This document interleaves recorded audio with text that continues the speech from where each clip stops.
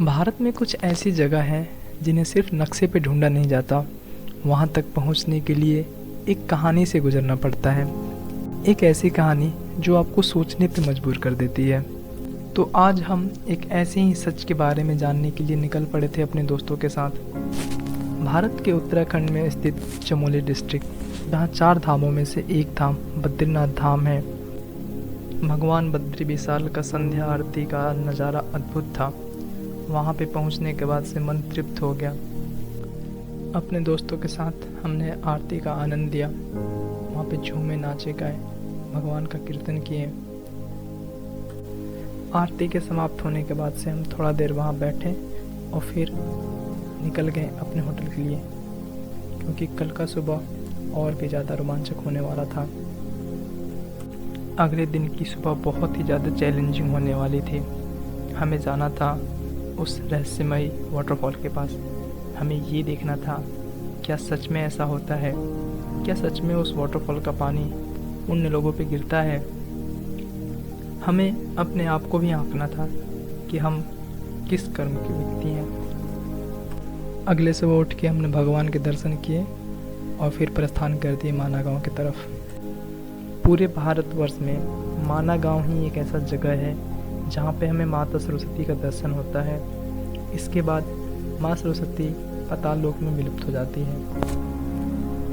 माना गांव से कुछ दूर आगे चलने पे हमें एक वाटरफॉल मिलता है जिसका नाम वसुधारा वाटरफॉल है। वसुधारा का एक मान्यता है कि उसका पानी पापी लोगों पे नहीं गिरता है। वसुधारा का पानी सिर्फ पुण्यात्माओं पे गिरता है। कुछ लोगों का ये भी मानना है कि पांडव अपना जीवन काल ख़त्म करने के बाद से स्वर्गवास का रास्ता यहीं से शुरू किया था। हमें चढ़ने थे ऊंचे ऊंचे पहाड़, कहीं गहरी खाई तो कहीं बहती नदियाँ। नदियों को पार करते हुए हम चलते जा रहे थे। उस वक्त ऐसा महसूस हो रहा था ये पहाड़, ये बादल, यह वातावरण हमसे कुछ कह रहे हों। उसका नज़ारा ही कुछ अद्भुत था। मन पूरा विभोर हो गया था उन वादियों में, उन पहाड़ी वादियों में पूरा हम खो गए थे। माना गांव से वसुधारा का सफ़र 6 किलोमीटर का है, लेकिन वो 6 किलोमीटर कब पूरा हो गया कुछ पता नहीं चला।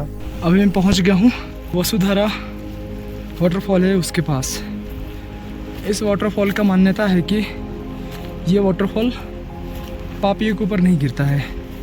आई मीन जो इंसान अपने ज़िंदगी में कोई भी गलत काम किया है उसके ऊपर इस वाटरफॉल का पानी नहीं गिरेगा।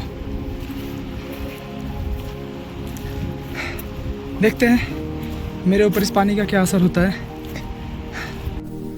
वसुधारा का पानी बहुत ही ठंडा था, जिसकी वजह से वसुधारा के नीचे हम लोग नहीं जा पाए।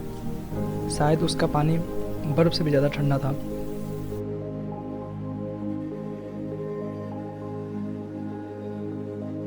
उसके बाद हम अपने दोस्तों के साथ वहाँ पे थोड़ी मस्ती किए।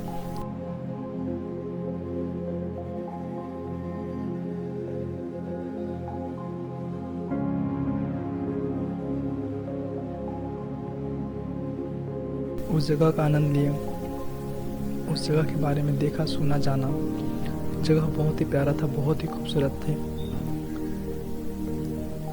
वहाँ से आने को मन तो नहीं था, लेकिन संध्या बोल रही थी कि अब हमें जाना चाहिए, क्योंकि रास्ते थोड़े से खतरनाक थे। इसलिए वसुधारा को बाय बाय बोल के हम अपने दोस्तों के साथ वापस चल दिए।